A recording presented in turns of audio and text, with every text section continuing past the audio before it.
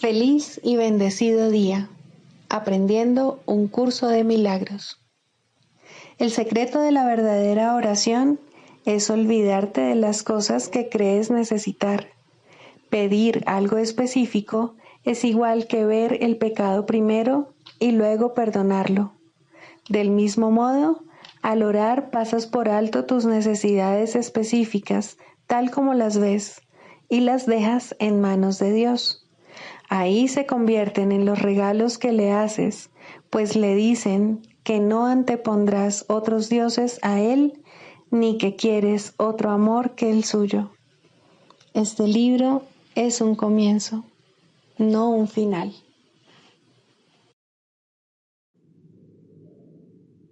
Del prefacio, que postula, párrafo 10. Lo opuesto a ver con los ojos del cuerpo es la visión de Cristo, la cual refleja fortaleza en vez de debilidad, unidad en vez de separación y amor en vez de miedo.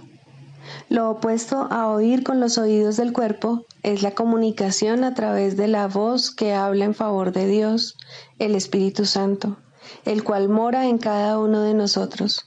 Su voz nos parece distante y difícil de oír, porque el ego, que habla en favor del yo falso y separado, parece hablar a voz en grito. Sin embargo, es todo lo contrario. El Espíritu Santo habla con una claridad inequívoca y ejerce una atracción irresistible. Nadie puede ser sordo a sus mensajes de liberación y esperanza, a no ser que elija identificarse con el cuerpo. Ni nadie puede dejar de aceptar jubilosamente la visión de Cristo a cambio de la miserable imagen que tiene de sí mismo. Introducción. Este es un curso de milagros. Es un curso obligatorio. Solo el momento en que decides tomarlo es voluntario. Tener libre albedrío no quiere decir que tú mismo puedas establecer el plan de estudios. Significa únicamente que puedes elegir lo que quieres aprender en cualquier momento dado. Este curso no pretende enseñar el significado del amor, pues eso está más allá de lo que se puede enseñar. Pretende, no obstante, despejar los obstáculos que impiden experimentar la presencia del amor, el cual es tu herencia natural. Lo opuesto al amor es el miedo, pero aquello que todo lo abarca no puede tener opuestos. Este curso puede, por lo tanto, resumirse muy simplemente de la siguiente manera. Nada real puede ser amenazado. Nada irreal existe. En esto radica la paz de Dios. Capítulo 1. El significado de los milagros. Primero, principios de los milagros. Principio 50. El milagro compara lo que tú has hecho con la creación, aceptando como cierto lo que concuerda con ella y rechazando como falso lo que no. Capítulo 30. El nuevo comienzo. 6. La justificación del perdón. La ira nunca está justificada. El ataque no tiene fundamento. Con esto comienza uno a escapar del miedo y con esto también es como lo logrará.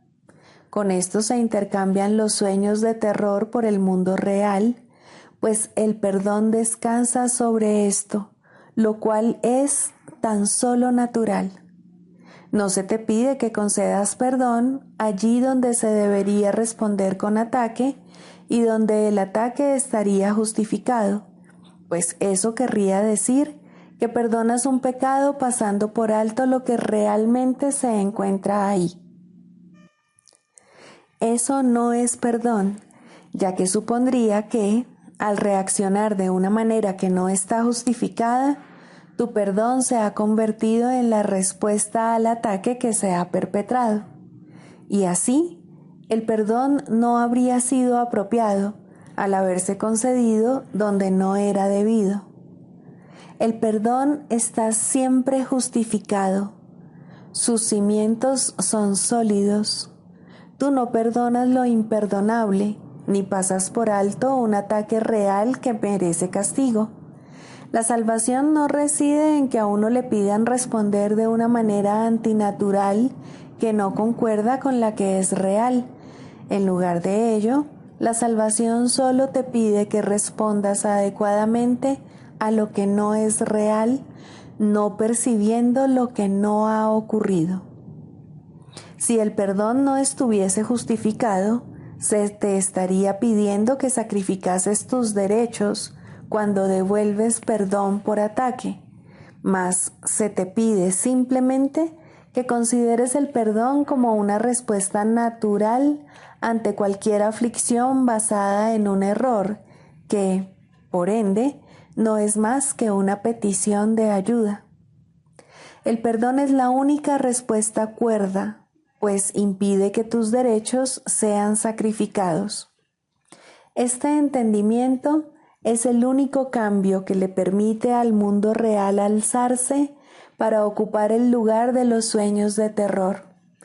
El miedo no puede surgir a menos que se justifique el ataque, y si éste tuviese una base real, el perdón no tendría base alguna. El mundo real se alcanza cuando percibes que aquello en lo que el perdón se basa es completamente real y está plenamente justificado. Mientras creas que el perdón es un regalo inmerecido, ello no podrá sino reforzar la culpabilidad que quieres perdonar. El perdón que no está justificado es un ataque, y eso es todo lo que el mundo puede jamás ofrecer. Puede que algunas veces perdone a los pecadores, pero sigue siendo consciente de que han pecado, de modo que no se merecen el perdón que se les concede. Este es el falso perdón del que el mundo se vale para mantener viva la sensación de pecado. Y puesto que se considera que Dios es justo, parece imposible que su perdón pueda ser verdadero. De este modo, el temor a Dios es el resultado inevitable de considerar que el perdón es algo inmerecido. Nadie que se considere a sí mismo culpable puede evitar sentir temor de Dios, pero se salva de este dilema si perdona. La mente tiene que considerar al Creador tal como se considera a sí misma. Si puedes darte cuenta de que tu hermano es digno de perdón, es que has aprendido que tú tienes el mismo derecho a ser perdonado que él. Y no pensarás que Dios tiene destinado para ti un juicio temible que tu hermano no se merece. Pues la verdad es que tú no mereces ni más ni menos que él. Todo perdón que se considera merecido sana, pues le otorga al milagro la fuerza para pasar por alto las ilusiones. Así es como aprendes que tú también tienes que haber sido perdonado. No hay ninguna apariencia que no pueda pasarse por alto, pues si la hubiera, sería necesario que primero hubiese algún pecado que estuviese más allá del alcance del perdón. Tendría que haber algún error que fuese más que una simple equivocación, un tipo especial de error que fuese inmutable y eterno y que estuviese más allá de cualquier posibilidad de corrección o escape. Tendría que haber un error capaz de deshacer la creación y de construir un mundo que pudiese reemplazarla y destruir la voluntad de Dios. Solo si esto fuese posible, podría haber algunas apariencias capaces de ser inmunes al milagro y de no ser sanadas por él. No hay prueba más contundente de que lo que deseas es la idolatría que la creencia de que hay algunas clases de enfermedad y de desdicha que el perdón no puede sanar. Esto quiere decir que prefieres conservar algunos ídolos y que todavía no estás completamente listo para abandonarlos todos. Y así, piensas que algunas apariencias son reales y que no son apariencias en absoluto.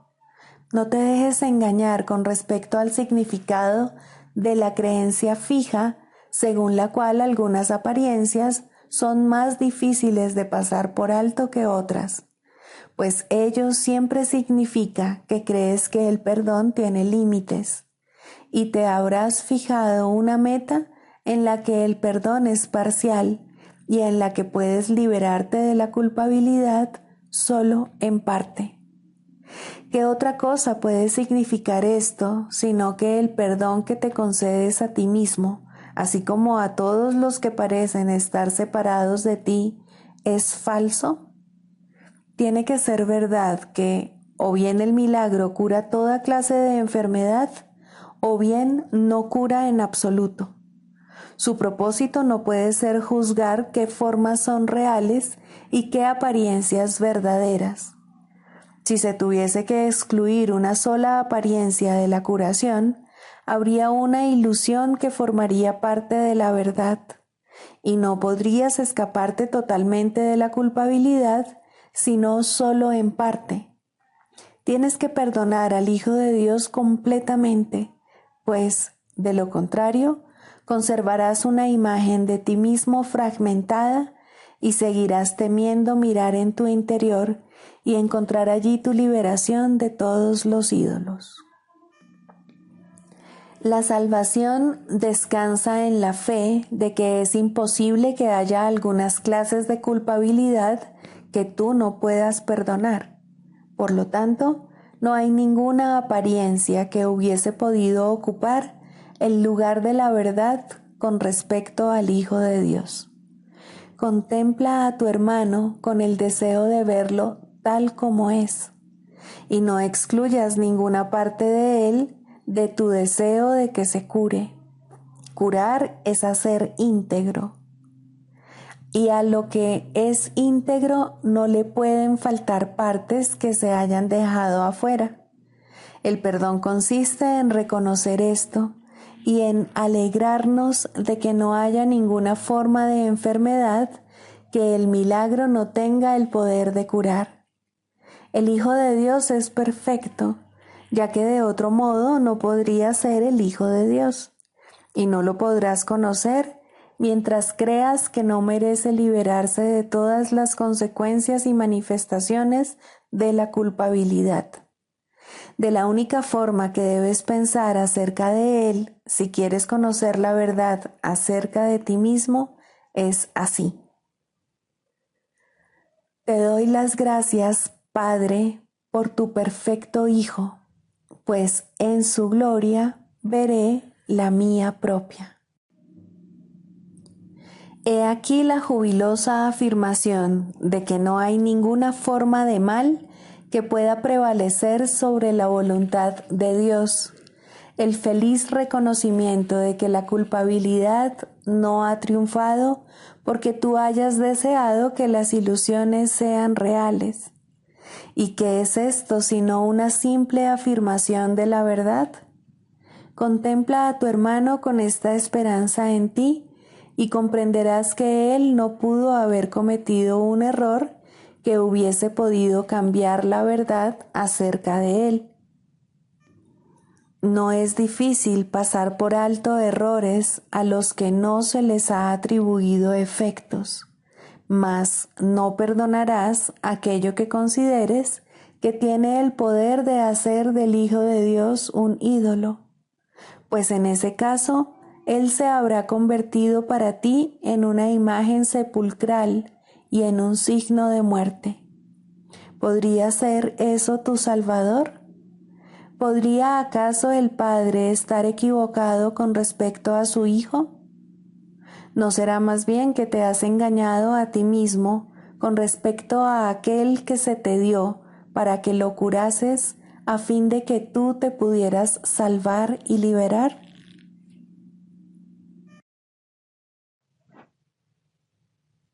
Libro de ejercicios Lección 7. Solo veo el pasado. Esta idea resulta muy difícil de creer al principio. Sin embargo, es la razón fundamental de todas las anteriores. Es la razón por la que nada de lo que ves significa nada. Es la razón por la que le has dado a todo lo que ves todo el significado que tiene para ti. Es la razón por la que no entiendes nada de lo que ves. Es la razón por la que tus pensamientos no significan nada y por lo que son como las cosas que ves. Es la razón por la que nunca estás disgustado por la razón que crees. Es la razón por la que estás disgustado porque ves algo que no está ahí. Cambiar las viejas ideas que se tienen acerca del tiempo es muy difícil, porque todo lo que crees está arraigado en el tiempo y depende de que no aprendas estas nuevas ideas acerca de él. Sin embargo, esa es precisamente la razón por la que necesitas nuevas ideas acerca del tiempo. Esta primera idea acerca del tiempo no es realmente tan extraña como pueda parecer en un principio. Observa una taza, por ejemplo. ¿Estás realmente viendo la taza? ¿O simplemente revisando tus experiencias previas de haber levantado una taza, de haber tenido sed, de haber bebido de ella, de haber sentido su borde rozar tus labios, de haber desayunado y así sucesivamente? ¿Y no están acaso tus reacciones estéticas con respecto a la taza basadas asimismo en experiencias pasadas? ¿De qué otra manera, si no, sabrías que esa clase de taza se rompe si la dejas caer? ¿Qué sabes acerca de esa taza sino lo que aprendiste en el pasado? No tendrías idea de lo que es si no fuera por ese aprendizaje previo. ¿Estás entonces viéndola realmente? Mira a tu alrededor. Esto se aplica igualmente a cualquier cosa que veas. Reconoce esto al aplicar la idea de hoy indistintamente a cualquier cosa que te llame la atención. Por ejemplo, solo veo el pasado en este lápiz. Solo veo el pasado en este zapato. Solo veo el pasado en esta mano. Solo veo el pasado en este cuerpo. Solo veo el pasado en esa cara. No te detengas en ninguna cosa en particular, pero recuerda no omitir nada específicamente. Mira brevemente cada objeto y luego pasa al siguiente. 3 o 4 sesiones de práctica, cada una de 1 minuto más o menos de duración, bastarán. Del Manual para el Maestro, pregunta 4. ¿Cuáles son las características de los maestros de Dios? 7. Generosidad. La palabra generosidad tiene un significado especial para el Maestro de Dios. No es el significado usual de la palabra. De hecho, es un significado que tiene que aprenderse, y aprenderse muy bien.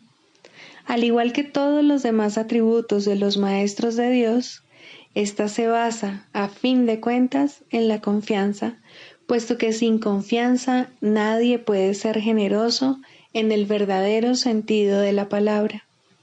Para el mundo, generosidad significa dar en el sentido de perder. Para los maestros de Dios, generosidad significa dar en el sentido de conservar. Se ha hecho hincapié en esta idea a lo largo del texto, así como en el libro de ejercicios, pero tal vez sea más extraña para el pensamiento del mundo que muchas de las otras ideas de nuestro programa de estudios. Lo que la hace más extraña es el hecho de que es obviamente lo opuesto a la manera de pensar del mundo. De la manera más clara posible y en el más simple de los niveles, la palabra significa exactamente lo opuesto para los maestros de Dios que para el mundo. El maestro de Dios es generoso en interés propio, pero no nos referimos aquí al interés propio del ser del que el mundo habla. El maestro de Dios no quiere nada que él no pueda dar, pues se da cuenta de que, por definición, ello no tendría ningún valor para él. ¿Para qué lo iba a querer? Solo podría perder por su causa, no podría ganar nada.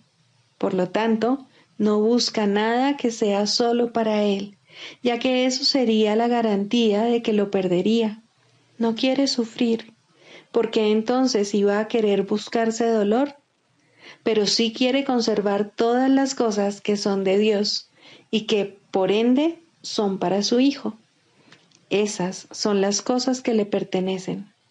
Esas sí que las puede dar con verdadera generosidad, conservándolas de este modo para sí mismo eternamente. Manual para el maestro. Pregunta 7. ¿Debe repetirse la curación?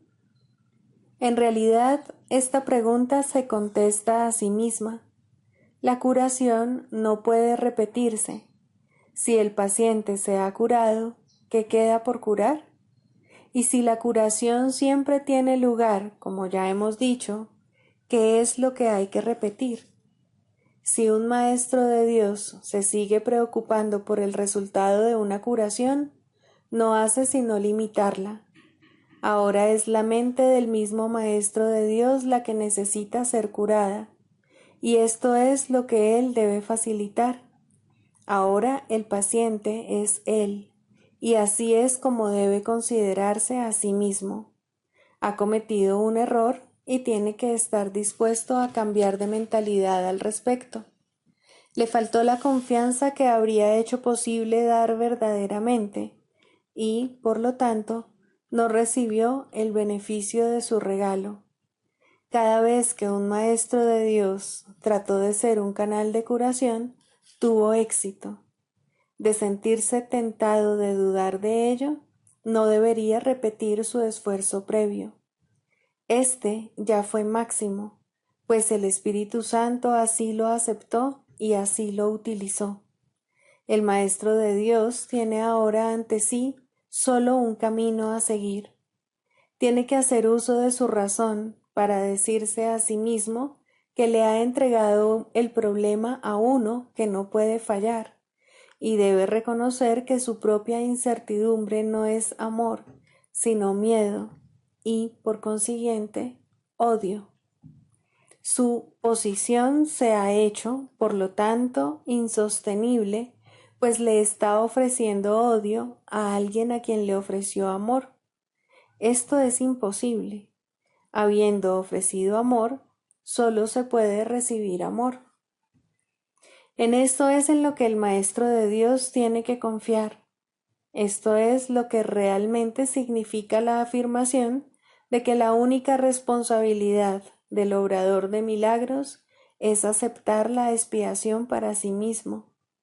El Maestro de Dios es un obrador de milagros porque da los regalos que ha recibido, pero primero tiene que aceptarlos.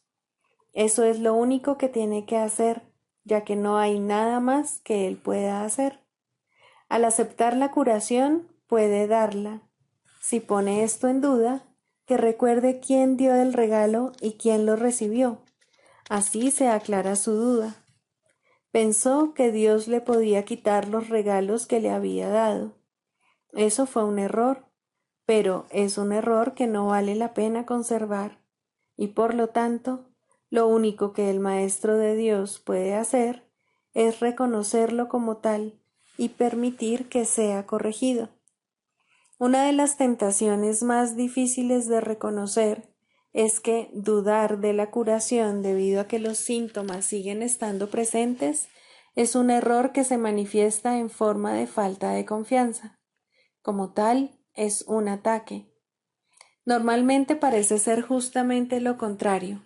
No parece razonable, en un principio, que se nos diga que preocuparnos continuamente es un ataque. Tiene todas las apariencias de ser amor, mas el amor sin confianza es imposible, ya que la duda y la confianza no pueden coexistir. Y el odio es lo opuesto al amor, sea cual sea la forma en que se manifieste. No dudes del regalo y te será imposible dudar de sus resultados. Esta es la certeza que les da a los maestros de Dios el poder para ser obradores de milagros, pues han depositado su confianza en Él. Dudar de uno mismo es la causa fundamental de que se dude del resultado de cualquier problema que se le haya entregado al Maestro de Dios para que lo resuelva. Y eso implica necesariamente que se ha puesto la confianza en un ser ilusorio, ya que sólo de un ser así se puede dudar. Esta ilusión puede adoptar muchas formas, tal vez temor a ser débil y vulnerable, tal vez miedo a fracasar y a sentirse avergonzado en conexión con un sentimiento de ineptitud. Quizá vergüenza acompañada de culpabilidad procedente de una falsa humildad. La forma del error es irrelevante. Lo único que importa es que se le reconozca como lo que es, un error. El error es siempre una forma de preocupación con uno mismo a costa de la exclusión del paciente. Es no reconocer al paciente como parte del verdadero ser, lo cual representa, por lo tanto, una confusión de identidad. En tu mente se ha producido un conflicto acerca de lo que eres, y te has engañado con respecto a ti mismo, y te has engañado con respecto a ti mismo porque has negado la fuente de tu creación. Si ofrecieses únicamente curación, te sería imposible dudar. Si realmente quieres que el problema se resuelva, no puedes dudar. Si estás seguro de cuál es el problema, no puedes dudar. La duda es el resultado de deseos conflictivos. Ten certeza con respecto a lo que quieres y te será imposible dudar.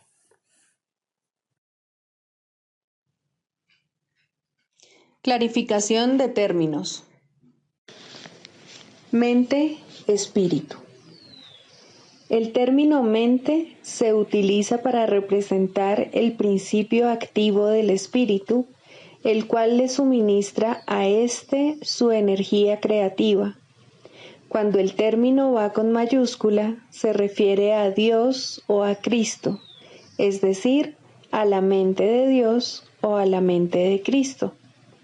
El espíritu es el pensamiento de Dios que Él creó semejante a sí mismo. El espíritu unificado es el único Hijo de Dios o Cristo. En este mundo, puesto que la mente está dividida, los hijos de Dios parecen estar separados. Sus mentes, asimismo, no parecen estar unidas. En ese estado ilusorio, el concepto de una mente individual parece tener sentido. En el curso, por lo tanto, se describe a la mente como si consistiera de dos partes, el espíritu y el ego. El espíritu es la parte que aún se mantiene en contacto con Dios a través del Espíritu Santo, quien, aunque mora en esa parte, también ve la otra. No se usa el término alma, excepto en citas directas de la Biblia, por ser un término sumamente polémico. En cualquier caso, sería un equivalente de espíritu, entendiéndose que, al formar parte del ámbito de Dios, es eterna y nunca nació. La otra parte de la mente es completamente ilusoria y solo teje ilusiones.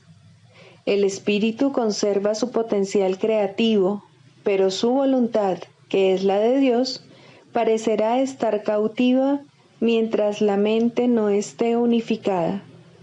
La creación continúa imperturbable porque esa es la voluntad de Dios. Dicha voluntad está siempre unificada y por lo tanto no tiene significado en este mundo, no tiene grados ni opuestos.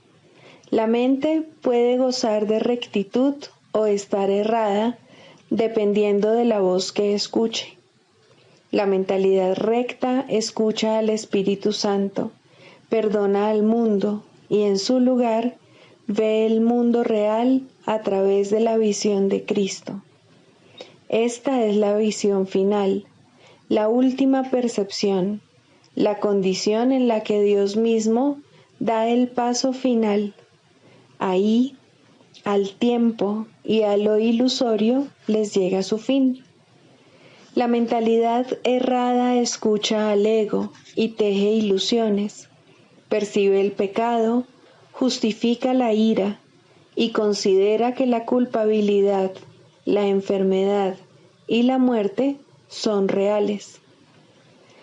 Tanto este mundo como el mundo real son ilusorios, pues la mentalidad recta simplemente pasa por alto o perdona lo que nunca ocurrió.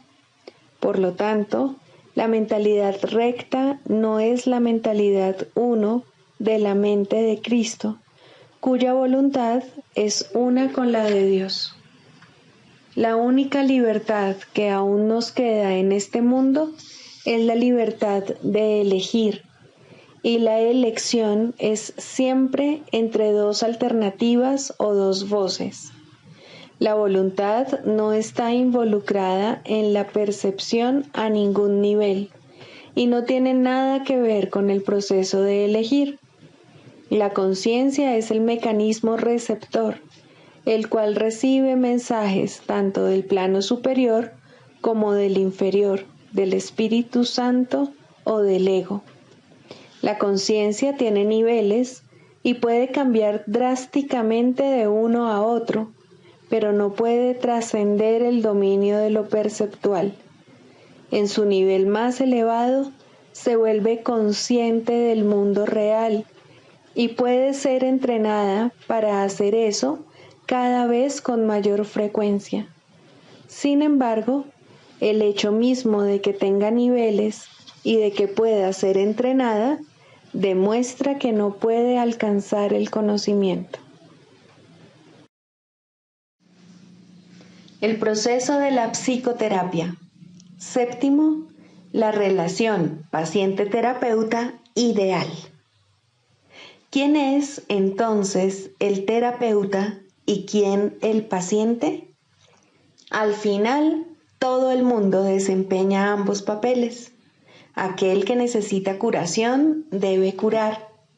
Médico, cúrate a ti mismo. ¿Quién más, sino tú, necesita curarse? ¿Quién más, si no, necesita curación? Cada paciente que acude a un terapeuta le ofrece a éste la oportunidad de curarse a sí mismo. Por lo tanto, es su terapeuta, y cada terapeuta debe aprender a curarse con cada paciente que acude a él. De esta manera, el terapeuta se convierte en el paciente.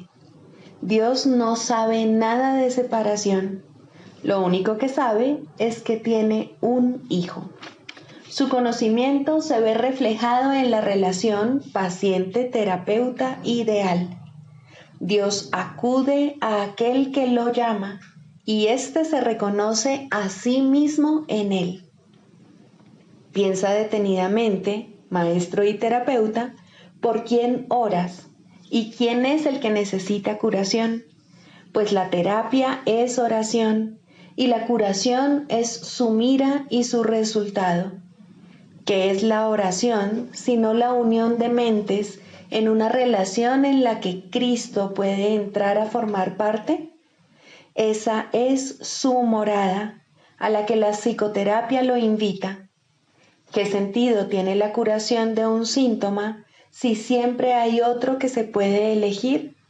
Mas una vez que Cristo ha entrado, ¿qué otra elección hay, salvo permitir que se quede? No hay necesidad de más, pues eso es todo. Ahí está la curación, la felicidad y la paz. Estos son los síntomas de la relación paciente-terapeuta ideal, que reemplazan a aquellos con los que el paciente llegó cuando vino pidiendo ayuda.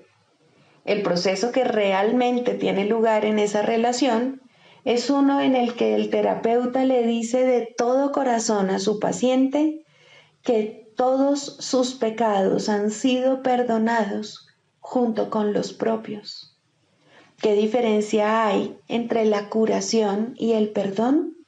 Solo Cristo perdona, pues conoce su falta total de pecado. Su visión sana la percepción y la enfermedad desaparece, pues una vez que su causa ha sido eliminada, no vuelve a presentarse más. Para que esto tenga lugar, no obstante, se necesita la ayuda de un terapeuta muy avanzado, capaz de unirse al paciente en una relación santa, en la que todo sentido de separación finalmente se supere. Para ello se requiere una cosa y solo una: que el terapeuta no se confunda a sí mismo con Dios en modo alguno. Todo sanador no sanado cae en esta confusión fundamental de una u otra forma al considerarse como su propio creador en lugar de creado por Dios. Rara vez, si acaso, es esta una confusión de la que es consciente, o el sanador no sanado se convertiría instantáneamente en un maestro de Dios y consagraría su vida a la verdadera curación. Antes de llegar a este punto, pensó que estaba a cargo del proceso terapéutico y que, por lo tanto, era responsable de sus resultados. Los errores del paciente se convirtieron así en sus fracasos, y la culpabilidad se convirtió en la cubierta, obscura y fuerte, de lo que debía ser la santidad de Cristo.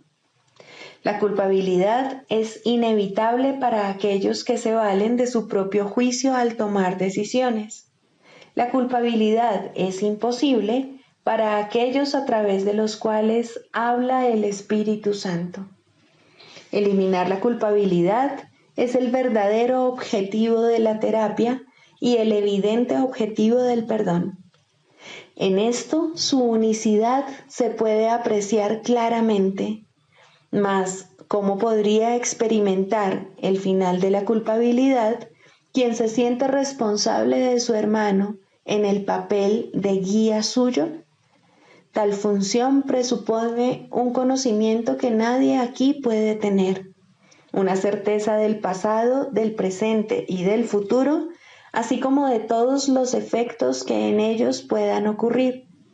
Solo desde esta perspectiva omnisciente podría ser posible semejante función, mas ninguna percepción es omnisciente, ni es el diminuto yo de uno solo contra el universo capaz de asumir que posee tal sabiduría, excepto en la locura. Que muchos terapeutas están locos es obvio. Ningún sanador no sanado puede estar completamente cuerdo. No obstante, es tan demente negarte a aceptar una función que Dios te ha encomendado como lo es inventar una que Él no te dio. El terapeuta avanzado en ningún caso puede dudar del poder que hay en él, ni tampoco de la fuente de ese poder. Comprende que todo poder en la tierra y en el cielo le pertenece por ser quien es. Y Él es quien es debido a su Creador, cuyo amor reside en Él y quien jamás puede fallar. Piensa en lo que esto significa. Los regalos de Dios son suyos para dar. Sus pacientes son los santos de Dios, quienes invocan su santidad para hacer la suya. Y según Él las concede, ellos contemplan la radiante faz de Cristo, que, a su vez, los contempla a ellos. Los dementes, al creer que son Dios, no temen ofrecer debilidad al Hijo de Dios, y por esa razón lo que ven en Él en verdad los atemoriza. El sanador no sanado no puede evitar sentir miedo de sus pacientes y sospechar de su lealtad por la traición que ve en sí mismo. Intenta curar y en ocasiones tal vez lo consiga. Su éxito será limitado y de corta duración. No ve el Cristo en aquel que acude a Él. ¿Qué respuesta puede dar aquel que parece un extraño, ajeno a la verdad y pobre en sabiduría, desprovisto del Dios que le debe ser dado? Contempla a tu Dios en él, pues lo que ves será tu respuesta. Piensa en lo que en realidad significa la unión de dos hermanos, y luego olvídate del mundo y de todos sus míseros triunfos, así como de sus sueños de muerte.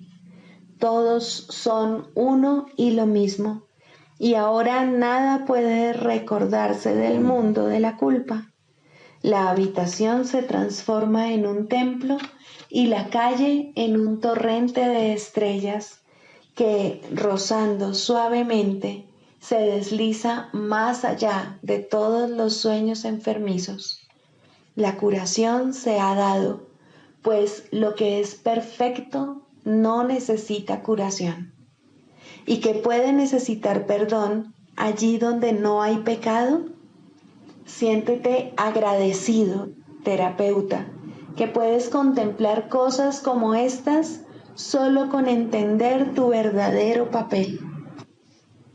Si no lo haces, habrás negado que Dios te creó y por ende no sabrás que eres su hijo. ¿Quién es tu hermano ahora? ¿Qué santo puede venir para llevarte con él a casa?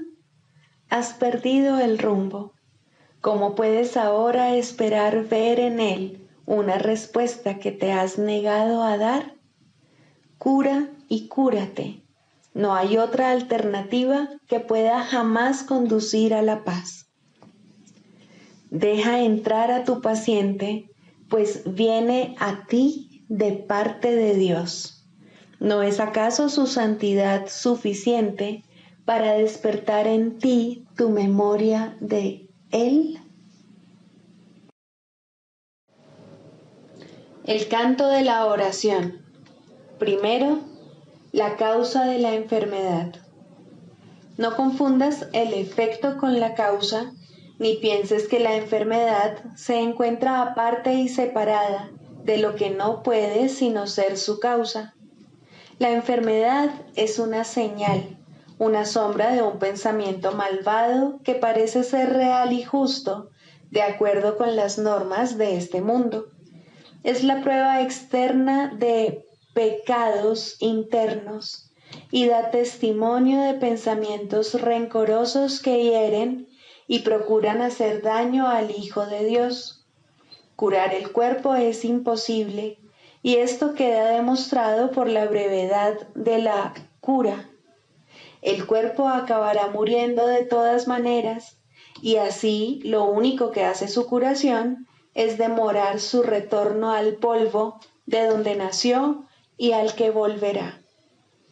La falta de perdón del Hijo de Dios es la causa del cuerpo. No ha abandonado su fuente, y esto queda claramente demostrado por su dolor y envejecimiento y por la marca de la muerte que pesa sobre sí. El cuerpo les parece temeroso y frágil a quienes piensan que sus vidas están bajo su mandato y vinculadas a su inestable y nimio aliento. La muerte los contempla conforme cada momento que pasa se escapa irrevocablemente, de sus avariciosas manos sin poderlos retener, y sienten miedo cuando se producen cambios en sus cuerpos y éstos enferman, pues sienten el fuerte hedor de la muerte en sus corazones. El cuerpo puede sanar como efecto del verdadero perdón. Solo eso puede traer el recuerdo de la inmortalidad, que es el don de la santidad y del amor. El perdón no puede sino ser concedido por la mente que comprende que debe pasar por alto todas las sombras que cubren la santa faz de Cristo, entre las cuales la enfermedad se debe considerar una de ellas. No es nada más que esto, la señal del juicio hecho de un hermano sobre otro hermano y del Hijo de Dios sobre sí mismo, pues ha condenado al cuerpo a hacer su prisión y olvidó que fue Él quien le adjudicó ese papel. Lo que el Hijo de Dios ha hecho, ahora Él mismo tiene que deshacerlo, pero no solo, pues se desprendió de la llave de la prisión, su santa impecabilidad y el recuerdo del amor de su Padre. No obstante, se le ha dado ayuda a través de la voz que su Padre puso en él. El poder de curar es ahora el don que le ha concedido su Padre, pues a través de su voz él puede llegar hasta su Hijo y recordarle que el cuerpo puede convertirse en su morada elegida, pero nunca será su hogar en verdad. Es necesario distinguir, por lo tanto, entre la verdadera curación y su defectuosa contraparte. El mundo de los opuestos es el lugar de la curación, pues, ¿qué podría necesitar curación en el cielo? Tal como en el mundo, la oración puede pedir desacertadamente y la aparente caridad perdonar para matar. Así la curación puede ser tanto falsa como verdadera, testigo del poder del mundo o del eterno amor de Dios.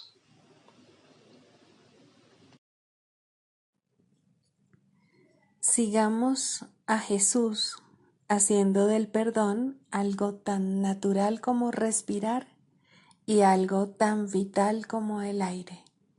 Amén.